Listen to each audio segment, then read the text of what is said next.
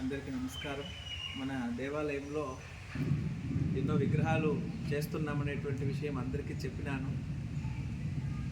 ఈరోజు అమ్మవారి ఉత్తర్వు మేరకు అమ్మవారు 12 అడుగుల సమయపురాధీశ్వరిగా అమ్మవారి విగ్రహాన్ని అయితే మనం ఇప్పుడు కడుతున్నాం. అమ్మవారి వెనుక వైపున ఈ సమయపురాధీశ్వరి అనేటువంటి అమ్మవారిని ఇప్పుడు మనం కడుతుండటం జరుగుతూ ఉంది. ఈ సమయపురాధీశ్వరి అనేటువంటి నామం ఏమీనంటే, ఆపద సమయంలో పిలిచిన సమయానికి అమ్మవారు ప్రసన్నమై మనం పడేటువంటి వేదన ఆపద నుంచి మనల్ని బయట పెట్టేటువంటి అత్యంత శక్తి కలిగినటువంటి అమ్మవారు ఎవరైనా ఉన్నారు అంటే సమయపురాధీశ్వరి. అలా అని ఆ అమ్మవారు వేరు ఈ అమ్మవారు వేరు అనేటువంటి ఉద్దేశం అయితే నేను చెప్పడం లేదు. ఒక్కొక్క రూపానికి ఒక్కొక్క నామానికి మనకు చెప్పినటువంటి వేదాలు, జరుగుతున్నటువంటి ఆలయ నిర్మాణాలు కానీ, ముందు ఉన్నటువంటి అమ్మవార్ల చరిత్ర ఈ విషయాన్ని అయితే తెలియపరుస్తుంది. ఒక్కొక్క రూపానికి ఒక్కొక్క ఫలితం అనేట్టు ఈ సమయపురాధీశ్వరి అంటే మనం తెలుగులో సమయపురాధీశ్వరి అని అమ్మకు నామం. తమిళనాడు వాళ్ళైతే తిరుచి డిస్టిక్కి సంబంధించి సమయపురం అనేటువంటి ఒక గ్రామంలో అమ్మవారి పేరు సమయపుర మారియమ్మ అనేటువంటి నామం అమ్మవారికి. సమయపురం మారియమ్మ అమ్మవారికి 8 చేతులు, మహత్తరమైనటువంటి అమ్మవారు ఆసనంలో సర్పం ధరించి ఎంతో ఆనందంగా శాంత స్వరూపంగా విశ్వరూపంతో ఉండేటువంటి ఎంతో ఆకర్షణీయమైనటువంటి సమయపురాధీశ్వరి అమ్మవారిని మనం ఇప్పుడు ప్రతిష్ఠించుకుంటున్నాం, చేస్తున్నారు. ఈ విగ్రహం చేసేటువంటి దానికి కూడా ఎన్నో ఆటుపోట్లు, ఎన్నో సమస్యల మధ్యనే ఈ యొక్క సమయపురాధీశ్వరి విగ్రహం కూడా నిర్మాణం జరుగుతుంది.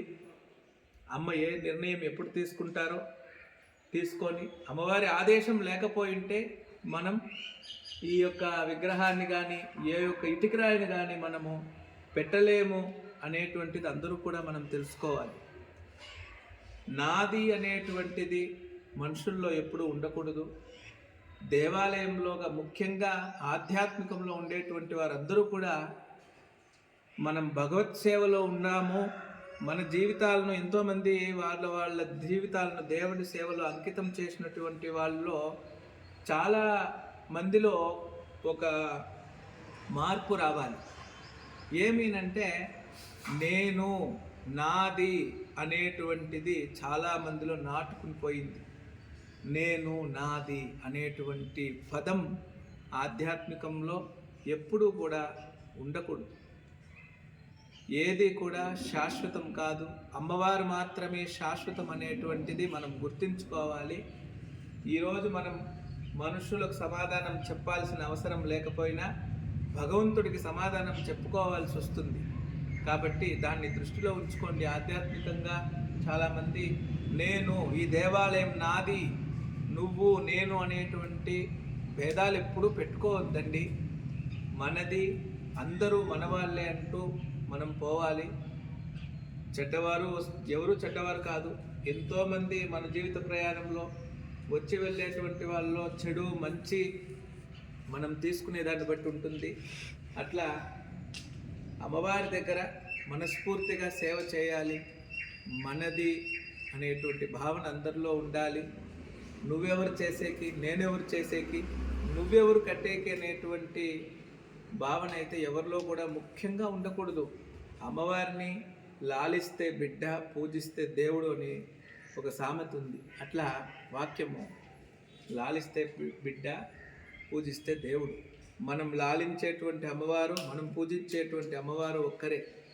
ఎప్పుడూ కూడా ఆ తల్లిని మనం మనస వాచ కర్మణ త్రికరణ శుద్ధిగా నువ్వు 100 తప్పులు చేసినప్పటికీను ఆ తల్లిని హృదయంతో కొలిస్తే ఆ తల్లి మనకు తప్పకుండా ప్రసన్నమవుతారు.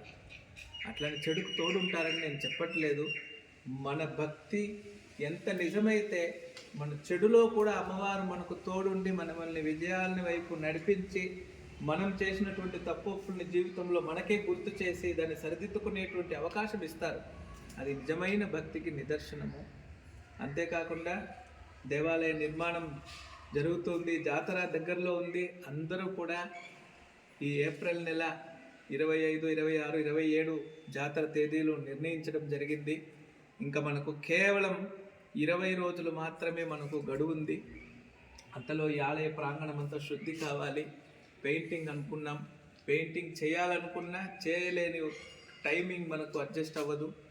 సమయానికి అమ్మవారి విగ్రహాలన్నీ పూర్తయి వైట్ వాష్ అయ్యి మనం శుభ్రంగా అన్నీ శుభ్రం చేసుకుని శుద్ధి పుణ్యాహవచనాలు, హోమాలు, కైంకర్యాదులన్నీ జరిపించి అమ్మవారికి యథాతథంగా జాతర అనేటువంటిది జరిపించాలనేటువంటి నేపథ్యంలో వెళ్తున్నాము.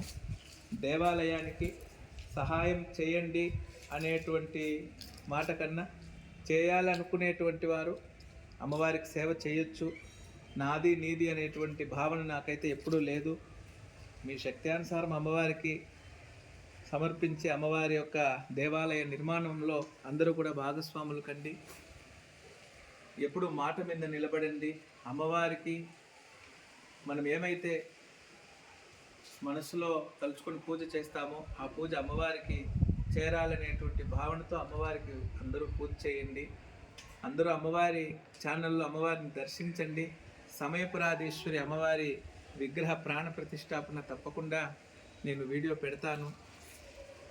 నేను అందరితో ఈ మాటలు చెప్పుకోవాలనేటువంటి భావన ఎందుకు అమ్మవారు నాకు కల్పించినారో తెలియదు, కానీ ఈరోజు ఈ వీడియో పోస్ట్ చేస్తున్నాను. తెలిసి తెలియక ఏదైనా తప్పులు మాట్లాడింటే అందరూ మన్నించండి. మన దేవాలయం వీడియో ఒకసారి అన్నిటినీ చూపిస్తాను, అందరూ చూడండి. అమ్మవారి యాళివాహనం, యాళివాహనంపై సుబ్రహ్మణ్యేశ్వరుడు కొలువై ఉన్నారు. అట్లనే ముందుకెళ్తే మన దేవాలయం ముఖద్వారం, సింహద్వారం, ఇరువైపులా ద్వారపాలకులు,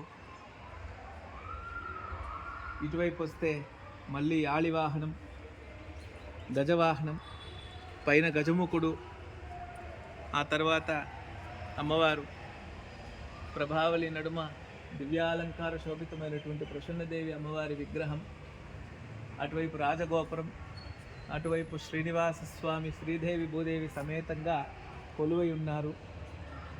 అంతేకాకుండా లోపలికి వెళ్తే లోపల అమ్మవారు కొలువై ఉన్నటువంటి మహత్తరమైన క్షేత్రం. నిత్యాలంకార స్వరూపిణిగా కొలువై ఉన్నటువంటి మూల విరాట్టు, మహాశక్తివంతమైనటువంటి మహాశక్తి స్వరూపిణి అయినటువంటి సాక్షాత్ ఆదిపరాశక్తి అయినటువంటి మన ప్రసన్నదేవి అమ్మవారి నిజరూప దర్శనం. ముఖమండపం, అర్థమండపం, తర్వాత గర్భగుడి, అమ్మవారు విశేషంగా శ్రీచక్ర అర్చన అన్నీ కూడా నిత్యం జరిగేటువంటి పుణ్యస్థలం. అందరూ కూడా చూసి అమ్మవారిని మీ యొక్క కోరికలు ఏమైనా ఉన్నా అమ్మ మాకు ఈ కోరిక ఉంది తీర్చుని వేడుకోండి, తప్పకుండా తీరుస్తారు. ఈరోజు శుభదినం, చాలా మంచి రోజు కూడా. అమ్మవారు కొలువై ఉన్నారు. ఇటువైపు ద్వారపాలకులు, సప్తమాతకులు, బ్రాహ్మీ, మాహేశ్వరి, కౌమారి, వైష్ణవి, చాముండి, వారాహి